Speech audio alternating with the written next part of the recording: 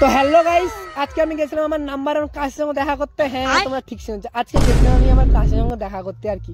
তো ব্যাপারটা তোমাদের প্রথম থেকে খুলে বলি।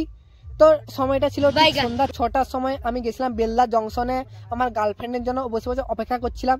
কিন্তু গাইস, এই সন্ধ্যা 6টার সময় এত রোদ যে কোত্থেকে আসে আমি বুঝতেই পারি না। তো টানা 2 বছর অপেক্ষা করার পর অলরেডি আমার এই গার্লফ্রেন্ড চলে এলো গাইস। অনেকদিন পর আমার গার্লফ্রেন্ডের সঙ্গে দেখা এলো গাইস। তো আমার গার্লফ্রেন্ডকে দেখতে হতে পারে একটু ছেলের মতো, চুলদারি বেরিয়ে গেছে, কিন্তু হাব ভাব পুরো মেয়ের মতো, সে নিয়ে কিছু সমস্যা নেই।